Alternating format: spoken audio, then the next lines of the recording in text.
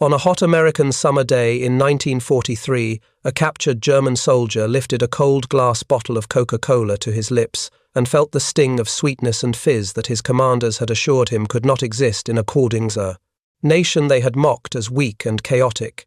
If you appreciate history told with care and clarity, please consider subscribing so you do not miss what comes next.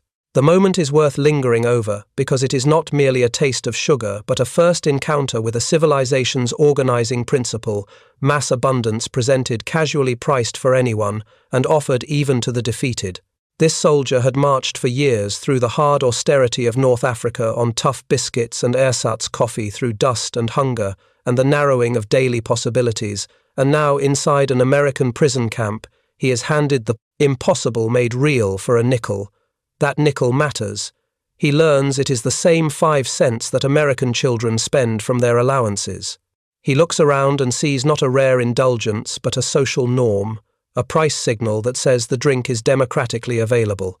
He then begins to understand that he is one among hundreds of thousands of prisoners of war who will face the same cognitive dissonance, 371,680, 3 men each primed by propaganda to expect brutality and starvation, discovering instead that soft drinks, candy bars, and most astonishing of all ice cream appear as routinely as guard shifts and mail call. Treats that many German children had never even tasted are not ceremonial gifts, they are everyday items. The ideological architecture that had promised superiority built on iron and sacrifice suddenly shakes because the simplest foods illuminate a deeper truth. Plenty can be a discipline as rigorous as drill and a weapon as persuasive as any. Broadcast. Abundance recasts deprivation, not as noble endurance but as needless suffering imposed by a regime that could not or would not feed its people while waging total war. Within hours of surrender in Tunisia, the rhythm of American provisioning begins its lesson. Instead of hunger as punishment, there are field rations that Americans themselves grumble about, yet that arriving German prisoners treat as feasts crackers with processed cheese that actually spreads candy and fruit bars that melt on the tongue, instant coffee that arrives with sugar, tablets, and milk cigarettes that are simply handed out. At processing camps, breakfast becomes an argument you can eat pancakes with syrup, fresh eggs, and actual milk, all foods that had disappeared from German military tables years earlier. The message lands before any officer chooses a word for it, and a German officer will later tell the International Red Cross something like the key that unlocks the next chapters we expected starvation, and instead, the Americans fed us, better than our own army. Confusion gave way to education. The crossing of the Atlantic magnifies the point. Liberty ships the floating proof of a production line that could complete one vessel in roughly 42 hours at peak pace, carry as many as 30,000 prisoners each month to the United States. Life aboard these mass-produced hulls erases the line between the conqueror and the conquered in a way that ideology cannot explain. Naval records show that prisoner rations match or even exceed standard crew provisions, amounting to roughly 3,500 calories a day, with fresh bread, meat, and vegetables preserved by refrigeration systems so normal on American vessels that nobody remarks on them. Ice cream appears at sea, not as a myth, but as an entry in a ship's log. On a 4th of July, the transport ship known as General MB, Stewart notes a batch from a built-in ice cream maker producing 10 gallons at a time, and men who have not seen such a dessert since before the war would spoon it in open water. When the ships dock at Norfolk or Newport News, the geography of scale speaks without adjectives. The Norfolk Naval Base sprawls over 4,300 acres, with waterfront facilities that move more cargo in a day than major German ports manage in a week. In the exchanges that serve dock workers, shelves carry candy bars from Hershey Mars and Nestle, as if the war had not happened. From the coast, the lesson accelerates inland. Transport does not mean cattle cars. It means passenger coaches with seats and dining cars where fried chicken, vegetables, pie, and coffee are served as a matter of standard rail service, no special handling required.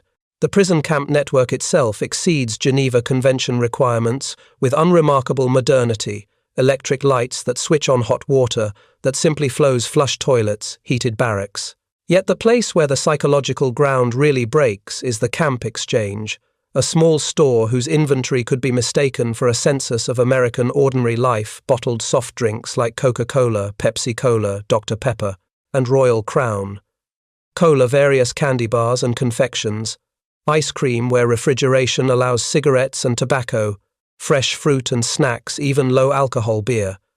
The economy of the place is a conversion ritual. Prisoners earn wages of 80 cents a day, later raised to $1. A candy bar costs 5 cents. A Coca-Cola costs 5 cents. A day's labor, in other words, buys 16 items that in Germany would require connections or hard trade-offs or black market favors. Money becomes choice, and choice becomes a teacher more relentless than any guard. Coca-Cola quickly emerges as the emblem of what one might call industrial democracy. Company ledgers will show 5 billion bottles produced in 1943, and a military commitment guarantees that the 5-cent bottle reaches American servicemen worldwide, a promise that demands a logistics web so wide that prisoners cannot help but notice it. Deliveries arrive at every camp. Work details see vending machines and coolers in gas stations, factories, and schools. Americans of every age drink casually and leave half bottles behind, without worry, a gesture that feels to German eyes like myth because waste presupposes surplus. More surprising than ubiquity is sameness. The drink tastes identical in Maine, and in Texas a feat of standardization made possible by syrup, concentrated in Atlanta, and distributed to bottlers across the map. Technically minded prisoners grasp the implication here is quality control as a national habit, not a boutique boast. Company and quartermaster records reinforce the scale by the week. Many camps receive 200 to 300 cases at a time, each case with 24 bottles. The rhythm is steady, the taste unvaried, the distribution invisible precisely because it is so dependable. Ice cream keeps returning as if to insist that the category of luxury has been demoted to routine morale food. Army memos speak of regular summer service where refrigeration permits and of specialized ice cream ships built for the Pacific Fleet because the substance is considered essential to morale. At Camp Shelby, Mississippi, another 4th of July demonstration unfolds at hand-cranked freezers, barrels of ice and salt around metal, canisters of cream and sugar and flavorings, an alchemy of cold that Germans cannot square with their own wartime scarcity. The priorities are telling: ice in July, cream turned into dessert, sugar poured into celebration rather than saved for necessity. By 1944, electrification completes the transformation within the fences. Many camps have electric ice cream makers. Flavors expand beyond the pre-war German repertoire: chocolate and vanilla, yes, but also strawberry and butter pecan. Prisoners can buy bars or sandwiches for 10 cents or small cups in different flavors. The larger camps order 50 to 100 gallons a week during summer months, and frequency varies with location and season, but the cadence is regular enough to rewire expectations. Sugar becomes the starkest shorthand of the gap between societies. In Germany, it is strictly rationed a few hundred grams a month when available. In American mess halls, bowls of refined sugar sit on tables for anyone to spoon into coffee, tea, cereals, and desserts. Quartermaster records show weekly deliveries measured by the 100-pound sack. Camp bakeries bake like bakeries with cakes and cookies and pies appearing on menus not as holiday miracles but as intermittent normal. The shock of abundance registers not only in fullness but in waste. In August of 1943, at Camp Aliceville, Alabama, humid weather turns several hundred pounds of sugar hard as gravel. An American kitchen staff chooses to discard rather than steam and recover, orders replacements, and the prisoners who work those kitchens feel distress not because they lack sugar that day, but because the calculus of replacement over recovery announces a world in which scarcity is a management choice rather than a fate. Chocolate delivers a complimentary lesson about democratic preference. Major manufacturers such as Hershey, Mars, and Nestlé produce millions of bars each month, despite wartime restrictions, and the military's purchases alone run into hundreds of millions of pounds across the war years. Inside camp exchanges, a prisoner can exercise taste rather than accept whatever the quartermaster hands over the standard Hershey bar, a ration bar, a candy bar with nuts or caramel, a bar that melts differently in summer. People talk about which one they like as if there is time to have opinions, because there is. Red Cross parcels continue to add a layer of luxury atop sufficiency with chocolate or candy bars, instant coffee, processed cheese crackers, canned meat, cigarettes and soap, a private safety net that still exceeds what German civilians often receive in their public rations. Thanksgiving of 1943 becomes a national proof of concept. Army records confirm that prison camps serve the full traditional dinner of roast turkey with stuffing, mashed potatoes and gravy, sweet potatoes, cranberry sauce, vegetables, pumpkin pie, coffee and milk. It is a logistical opera performed at scale for hundreds of thousands of prisoners and millions of American soldiers, and the most subversive note is equality of treatment. The former enemy receives the same meal as the citizen in uniform, indignity to a racial hierarchy that cannot metabolize mercy. Local communities intensify the lesson by making it human. The American Friends Service Committee distributes tens of thousands of Christmas packages to enemy prisoners.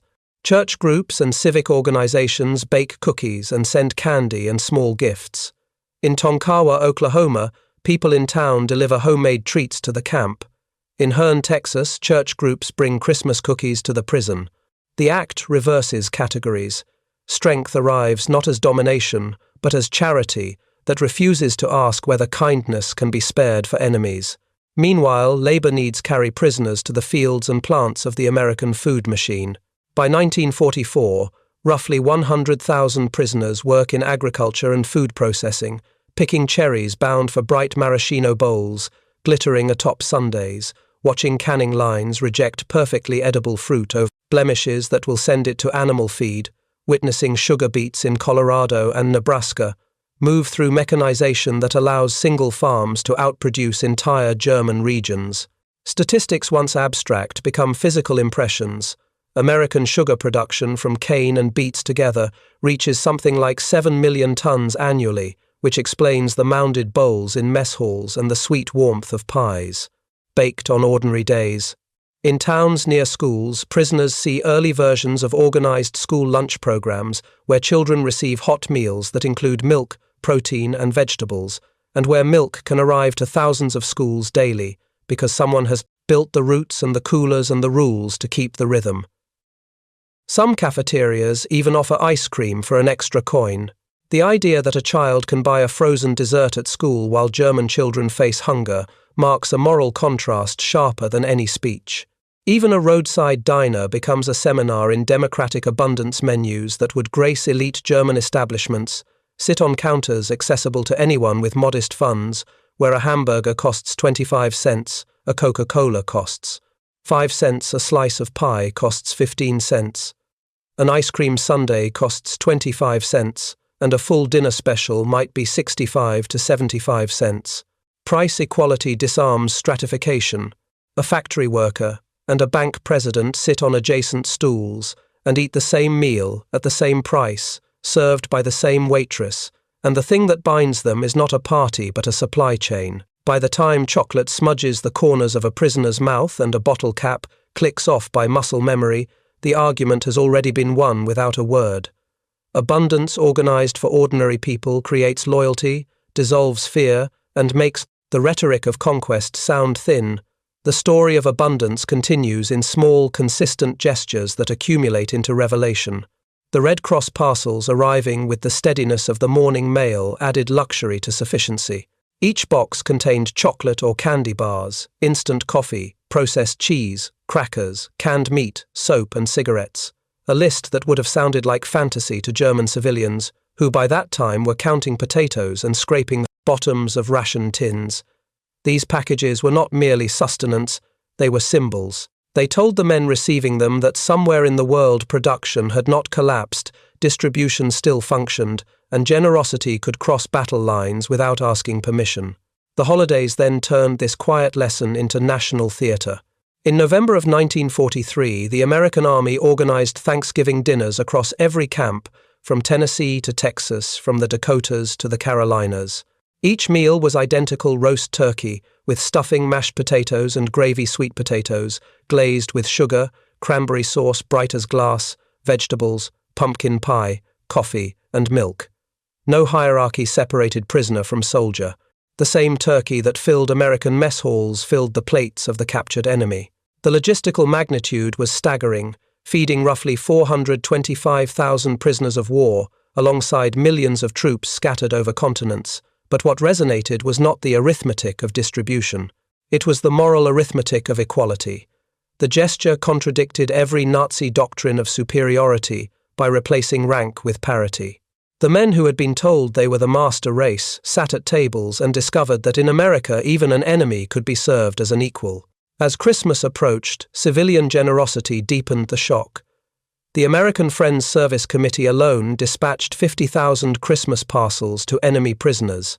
Church groups and local civic organizations sent gifts, homemade cookies, candy, cigarettes, toiletries, even playing cards and books. Families who had sons fighting in Europe still wrapped packages for the men who had fought against them. The effect was quietly seismic. The contrast between a government built on hate and a democracy capable of compassion became impossible to ignore. What propaganda had framed as decadence now appeared as confidence, the strength to give rather than to hoard, to treat the enemy with dignity rather than vengeance. At the local level, the lesson turned tactile. In small towns like Tonkawa, Oklahoma, and Hearne, Texas, women arrived at camp gates carrying boxes of sweets, pies, and biscuits. Children waved to the prisoners. These gestures had no official policy behind them. They emerged from instinctive humanity, the kind that dictatorships try to regulate but can never extinguish. For the prisoners, this was the most unanswerable argument, yet mercy as a sign of strength, not weakness. Work assignments extended the education beyond the fences. As American labor shortages grew, roughly 100,000 German prisoners were sent to work in agriculture and food processing. They found themselves picking cherries in Michigan orchards that produced tons of fruit destined not for survival rations but for decoration. Bright maraschino cherries that would crown ice cream sundaes in diners across the country. They worked in canneries where lines of fruit moved past inspectors who rejected perfectly edible produce because it was too small or slightly blemished. These rejects went to animal feed. To men from a nation where people risked punishment for stealing turnips, the sight of food discarded for imperfection was bewildering. It suggested a production system so vast that selectiveness could replace desperation. In the sugar beet fields of Colorado and Nebraska, they watched machines plow, harvest, and load with a speed and uniformity that dwarfed the collective efforts of entire German regions. American sugar production drawn from both beets and cane reached roughly 7 million tons a year, a number almost abstract until the prisoners saw it embodied in warehouses, freight cars, and the white dust of sweetness that seemed to hang in the air. That figure explained why there was sugar in bowls on mess hall tables, why cakes appeared even in captivity, and why America could afford to sweeten coffee for millions of soldiers and still have enough to feed its prisoners. Some work details brought them near schools where they observed another revelation in the making organized school lunches. Across the United States, children received hot meals with milk, protein, and vegetables. Though the National School Lunch Act would not pass until 1946, its wartime predecessor already displayed an astonishing logistical harmony. Milk trucks arrived each morning cold and clean, delivering to thousands of schools. The prisoners noticed the consistency, the ordinary discipline of a society that could nourish its children every day while fighting a global war. In some cafeterias, ice cream was available for a small coin. The image lodged deeply in their minds. American children in the middle of a world at war could buy a frozen dessert at school. The same revelation continued in the diners and roadside restaurants where minimum security prisoners sometimes ate under guard. The menus offered hamburgers, sandwiches, pies, and milkshakes that would have belonged to elite establishments in Germany, yet here they were priced for the ordinary worker. A hamburger for 25 cents, a Coca-Cola for 5, a slice of pie for 15, an ice cream sundae for 25, a full dinner special for 70. The equality of access was as stunning as the food itself. A factory worker could sit beside a bank president, order the same meal and pay the same price, served by the same waitress. In that small tableau lay the dismantling of an entire social order. Class distinctions melted away at the counter. Democracy, it turned out, could be eaten. By 1944 and 1945, the numbers spoke louder than speeches. Published American production statistics read, like science fiction to men from bombed-out Europe, 7 million tons of sugar, 380 million pounds of chocolate products, purchased by the military alone, 5 billion, bottles of Coca-Cola, more than 500 million gallons of ice cream, 119 billion units of milk. The German equivalents hardly merited comparison. Minimal chocolate reserved for military elites, soft drinks, almost non-existent milk and sugar rationed into invisibility. These statistics were printed openly in American newspapers, not hidden as propaganda. They proclaimed without boasting that the country could outproduce its enemies even while sharing with them. Then came an inversion no one could have imagined at the war's start. German prisoners in America began sending parcels back home. Using their camp wages, they bought chocolate bars, instant coffee, and canned goods to mail to their families. Records from the International Red Cross show that approximately 11 million parcels made this reverse journey. The symbolism was almost biblical, men captured in war feeding their free but starving families. The moral geography had flipped. America's abundance now sustained both captor and captive, while the Reich's promises collapsed into famine. Comparisons of rationing made the scale of difference almost absurd. Americans, even under wartime restrictions, received 2 pounds of sugar a month per person, more than triple the German civilian allowance when sugar could be found at all. Meat rationing in the United States allowed 28 ounces weekly per person, more than Germans obtained in an entire month. Yet Americans complained about shortages as if they were living on crumbs. Office of Price Administration records later revealed that in 1944, Americans still consumed 74 pounds of sugar per capita, 10 times German levels. It was not arrogance, it was the baseline of an economy that could wage war and feed the world simultaneously. The soft drink industry alone embodied the idea of competitive abundance. Coca-Cola had rivals Pepsi-Cola, Dr. Pepper, Royal Crown Cola, Orange Crush, and dozens of regional brands. Each company operated standardized bottling plants in major cities where identical equipment filled, capped, and labeled millions of bottles every year. Distribution networks extended into every small town, every gas station, every grocery store. By war's end, American soft drink production reached billions of bottles annually, amounting to dozens per citizen each year. The sheer variety, multiple companies producing nearly identical pleasures, was incomprehensible to men raised in a command economy where duplication was waste and choice was chaos. The ideological demolition reached its climax not in lectures but in moving pictures. In the spring of 1945, as American forces advanced through Germany, the prisoners in American camps watched newsreels showing GIs distributing chocolate and chewing gum to German children. The children's faces lit up at the sight of these small luxuries, and the message required no translation. The state that had promised triumph had delivered starvation. The soldiers of the so-called decadent democracy were feeding the defeated. Later footage of concentration camp liberations intensified the moral contrast. American troops shared their rations with skeletal survivors, offering food before questions, compassion before judgment. In those reels, the prisoners in America saw the collapse of the world they had once defended. When they finally returned home between 1945 and 1946, the contrast became physical. Medical examinations showed that most German prisoners had gained significant weight during captivity, while their families had lost weight in freedom. The men came home visibly healthier than when they had left for war, their bodies living evidence of American abundance. Their families, gaunt and exhausted, listened to stories that sounded impossible: ice cream in summer, sugar in bowls, Coca-Cola for 5 cents, turkey dinners for prisoners, children in America drinking milk every day. Yet the evidence stood before them in flesh and bone. Those first homecomings carried not just relief but revelation. A man who had eaten well in a prison camp could no longer believe that starvation was destiny. A family that opened a parcel from across the ocean and found chocolate or coffee knew that the moral arithmetic of the war had changed. The defeated had been nourished by the victors. The ideology that equated cruelty with strength had been undone by kindness organized at industrial scale. The transformation of these men did not end at the camp gates. Many became the earliest advocates for rebuilding their memories, aligning perfectly with the emerging American idea of a post-war partnership. They had seen with their own eyes that prosperity could be created rather than seized, shared rather than hoarded. They had watched a nation feed its enemies and grow stronger for it. The lesson would inform not only the Marshall Plan that poured aid into Europe, but also the German willingness to accept it. What these men carried home was not merely gratitude, it was a new economic theology. They had learned that production, not plunder, sustains power. That standardization and mass manufacture can make luxuries available to all.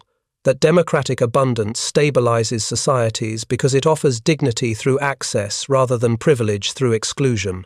These ideas, once tasted in the form of ice cream and soda, would shape the West German recovery, known as the economic miracle. Former prisoners of war who had shoveled cherries or worked in canneries became engineers, businessmen, and administrators. They applied lessons about efficiency, quality control, and consumer focus gleaned from the American example.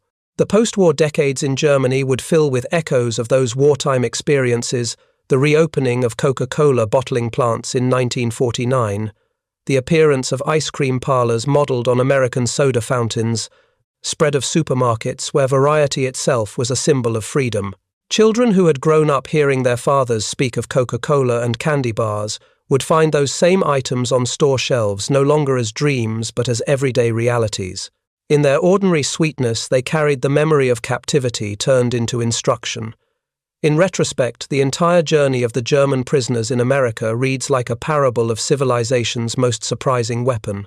A regime built on scarcity and obedience collapses not only under bombs, but under the quiet proof that another system can produce so much that it can share freely with its enemies. A bottle of soda becomes a statement of faith in machinery, logistics, and the moral use of wealth. A bowl of ice cream becomes a demonstration of confidence in plenty. The men who experienced these things returned home heavier not only in body but in understanding. They had witnessed the difference between a culture of extraction and a culture of creation, between fear and generosity, between propaganda and pudding. Their children and grandchildren would live in a world remade by that discovery, one where democracy's strength would be measured not only in armies but in aisles of choice and cups of milk, in the unremarkable abundance that once seemed miraculous to their fathers. And thus the story of the German prisoners of war in America continues to remind us that true power may lie not in what a nation can destroy, but in what it can feed, share, and build again and again, even for those who once called themselves its enemies. The parcels that the prisoners carried home were small in size but immense in meaning. Inside were bars of chocolate, tins of coffee, and cans of meat that their families had not seen in years. These items became more than gifts. They were lifelines. A can of milk could feed a child for several days, a bar of chocolate could turn a reunion into a celebration, and the smell of real coffee could for a fleeting moment restore dignity to households hollowed by defeat. In kitchens lit by candles and rationed electricity, these tokens from faraway American camps told a story that German newspapers could not print. The children who received them never forgot. They grew up associating sweetness with hope, abundance with possibility, and paradoxically captivity with generosity. For the fathers who had returned heavier, stronger, and deeply altered, the question became what to do with this knowledge. When the United States announced the European Recovery Program, what would become known as the Marshall Plan, many of these former prisoners emerged as its most persuasive advocates within Germany. They had already experienced its logic in miniature, that prosperity is not a zero-sum game, that helping former enemies rebuild strengthens the peace more effectively than punishing them. They could speak from memory, not ideology. They had lived through the demonstration that surplus could be more powerful than scarcity, that a civilization capable of giving ice cream to its captives could also afford to give aid to its former foes. This belief in productive abundance became the cornerstone of post-war German recovery. Men who had once shoveled cherries in Michigan or worked in sugar plants in Nebraska now returned home to rebuild factories and farms, with lessons learned through observation rather than instruction. They had seen that production, not extraction, creates sustainable power, that standardization allows quality to travel, that abundance, when shared, stabilizes democracy rather than corrupting it. In the workshops and boardrooms of the new West Germany, those lessons took physical form.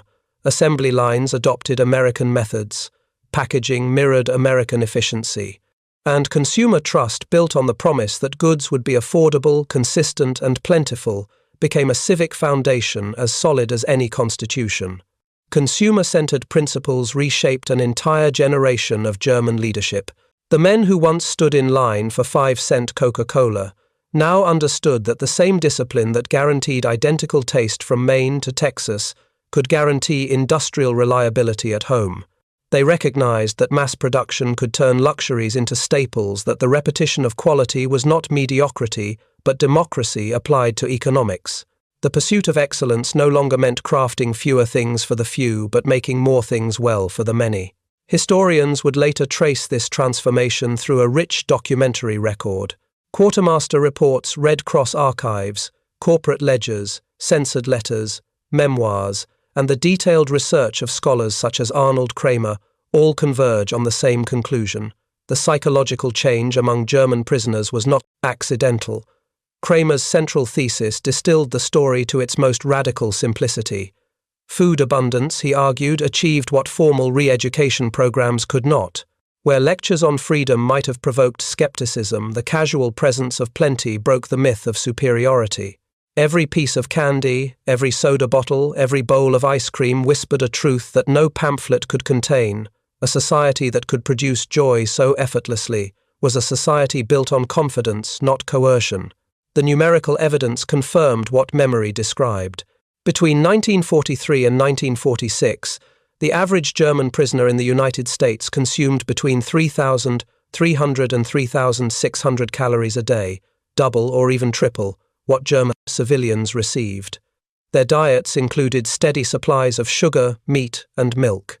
Ice cream was served regularly during the summer, and soft drinks remained available at a constant price of 5 cents. By comparison, the civilians back home lived on between 1,200 and 1,500 calories, with sugar and meat, scarce milk rationed, and sweets or soft drinks non-existent. These were not statistics from propaganda, but records verified by independent organizations.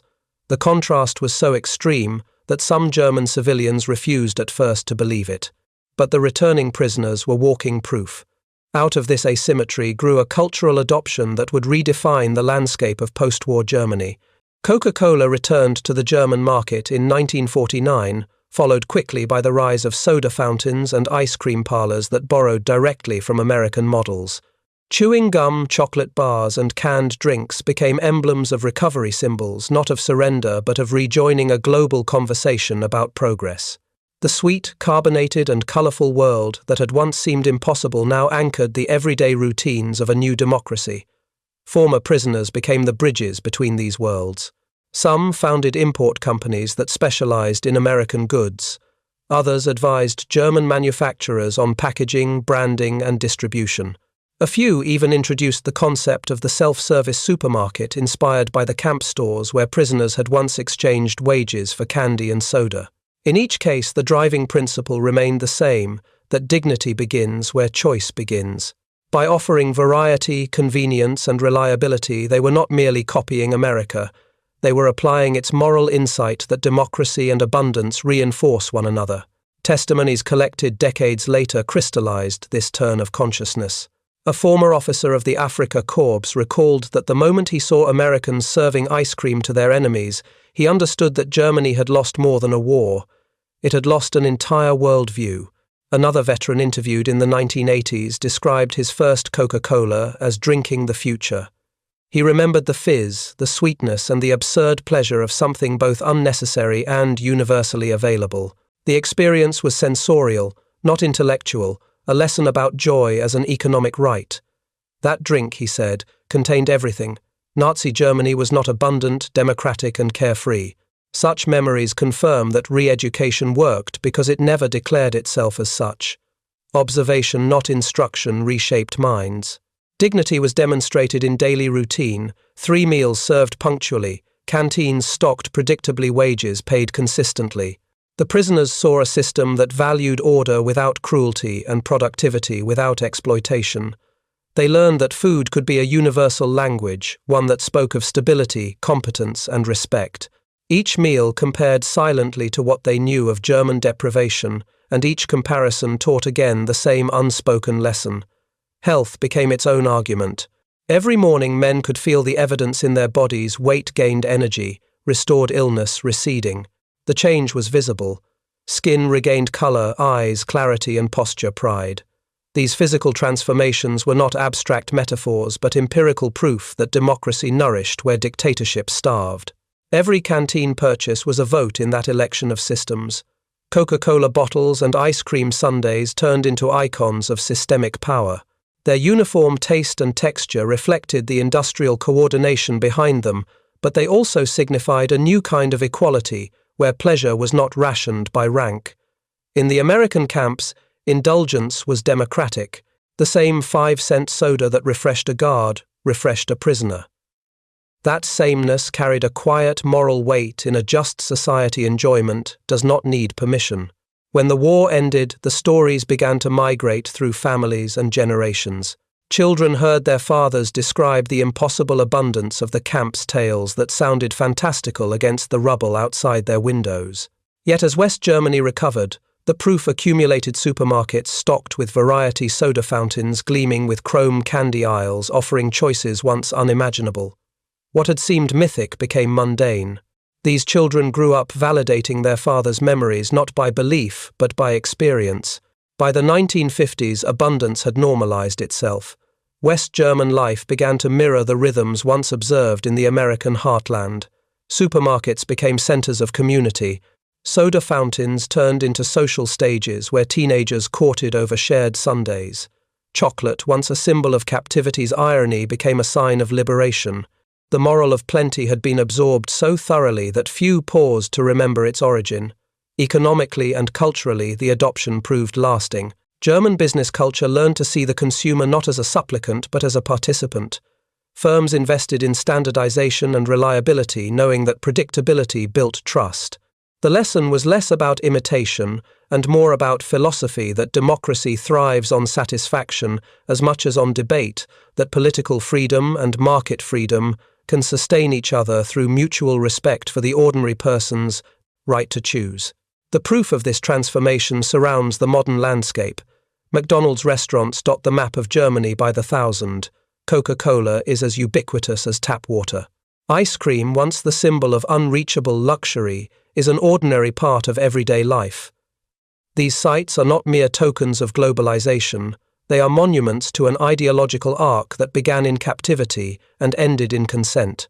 The ultimate victory, then, was not achieved through coercion, but through generosity. The American experiment demonstrated that destruction need not be the language of triumph. A war could be followed by a peace won through sharing.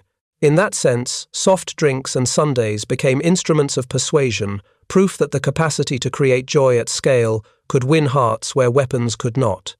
Even the ice cream sundae itself carries metaphorical weight.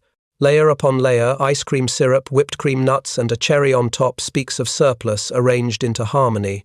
Each ingredient alone might be pleasant. Together they form an excess, so artful it becomes culture. To the German prisoners who once tasted such a dessert, it represented the impossible made routine, the luxury made public. That an enemy could order seconds while their own children at home faced hunger revealed the complete moral reversal of the era. For many, the memory of the first taste never faded. They could recall the sound of the Coca-Cola cap twisting open, the sparkle of carbonation, the first cold spoonful of ice cream, the first bite of a Hershey bar. These sensations, simple and bodily, overpowered ideology. They had not been argued into democracy. They had tasted it. The lesson entered through the senses and settled in the conscience. The men who had marched for the Third Reich returned not as conquerors but as apostles of abundance. They had learned that freedom and prosperity feed each other, that strength is proven not by hoarding, but by sharing, that a society secure in its productivity can afford mercy. They understood that the true weapon of democracy is not fear but confidence. Confidence expressed in every bottle freely sold and every dessert freely shared. The moral end of the story is both quiet and immense. Hatred divides because it starves. Generosity unites because it nourishes. The simple act of serving ice cream to enemies on a hot day contains an entire political philosophy that giving is stronger than taking that to sustain others is to sustain oneself. Decades later, those who had once been prisoners became the most faithful ambassadors of the world they discovered. They told their children and grandchildren that democracy tasted like chocolate and freedom fizzed like carbonation. They described it not as propaganda, but as lived truth. And those descendants growing up in a Germany filled with abundance verified that truth each time they opened a bottle or shared a sundae. Thus, the transformation was sealed and retold generation after generation. What began as disbelief at a sweet drink in a prison camp became a parable about civilization itself. It teaches that sometimes the most enduring victories are won not through conquest but through creation, not through domination but through generosity, and that the future can quite literally be tasted in a single sip of Coca-Cola on a summer afternoon.